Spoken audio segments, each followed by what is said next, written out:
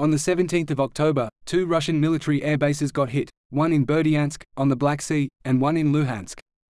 The attack in Berdyansk destroyed 9 helicopters. These attacks were led, for the first time in Ukraine, with American long-range ATACMS missiles. Ukraine has been waiting and asking for these missiles for a long time. It is now confirmed by these attacks, and also by the US and Ukrainian authorities, that the ATACMS are now in Ukraine. The US announced that they would focus on the model of ATACMS that has cluster munitions and a range of 165 kilometers, instead of the model with a single warhead and a range of 300 kilometers. But the cluster model was perfect for the attacks on the airfields. This should push the Russian Kar-52 helicopters back. Russia takes the ATACMS seriously. They called for a vote at the UN to condemn the support of the US to Ukraine. Another new weapon that is already supposed to be in Ukraine is the GLSDB. GLSB for Ground-Launched Small Diameter Bomb. A GLSDB is the combination of a rocket and a simple bomb. The good thing is that the components are widely available in the stockpiles of the United States and other allies. It looks like Ukraine will get a model with a 150 km range and a warhead of 91 kg. They can have a complex trajectory and you can aim 6 targets at the same time. Also, as well as the ATACMS, they are launched from the ground, making it easy to shoot and scoot. Remains the German Taurus, with 500 km maximum range and a 481 kg warhead, which could, for example, be the perfect weapon for the Kerch Bridge. Germany is still hesitating to deliver it to Ukraine. But it might change now that the US committed their ATACMS. I picked this information from the currently most viewed videos about Ukraine on YouTube. I share my list of top 10 viewed videos in the description below and on my website at thomasmore.org. I hope you will have a look at my website. It is free and without login.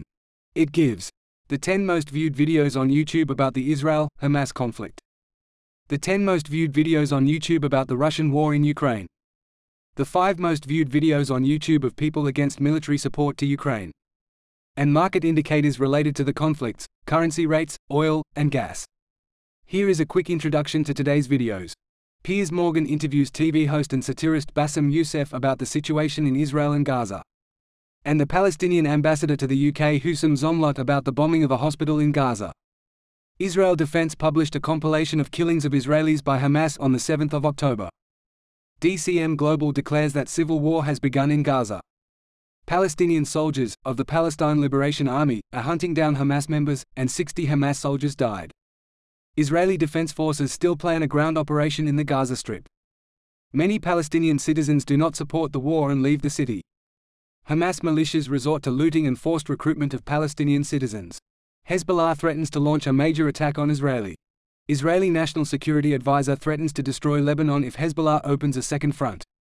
U.S. Defense Secretary suggests Israeli should not attack Hezbollah. And Israeli Army spokesperson states their mission is to fight Hamas but is prepared for any situation. The Sun published a footage the Israelis say proves that the Gaza hospital explosion on the 17th was caused by a misfired Islamic Jihad rocket. The IDF concludes that the explosion was caused by an Islamic Jihad rocket misfire. A video from the Daily Mail shows 2 Ukrainian soldiers capture a wounded Russian major near Bakhmut. Reporting from Ukraine reports on the Ukrainian strike on the airfield of Berdyansk. The airfield served as the main base for the Russian assault helicopter SCA-52. Satellite footage showed at least 15 helicopters on the airfield. A video filmed by a Russian soldier revealed several helicopters on fire. The attack used ATACMS, Army Tactical Missile System, missiles with submunition warheads.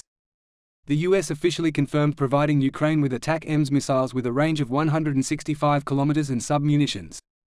The Ukrainian forces conducted another strike on the airfield in Luhansk. Artur Rahy and Denis Davidov announced that the Ukrainian forces have extended their bridgehead south of the Dnipro River. Kherson could be interesting for Ukraine because the Russians did not prepare so many defenses there. Ukraine also hit a military base, north of Sevastopol. The Russians say that all the missiles got intercepted. Denis also shows pictures of the ATACMS strike on Berdyansk airfield. President Biden is going to request from Congress $100 billion aid for military support to Ukraine, Israel, and Taiwan. This is just a glimpse. I recommend that you watch the videos for more information. The links are on my website at thomasmore.org. And in the description below. Thank you so much for watching. And bye for now.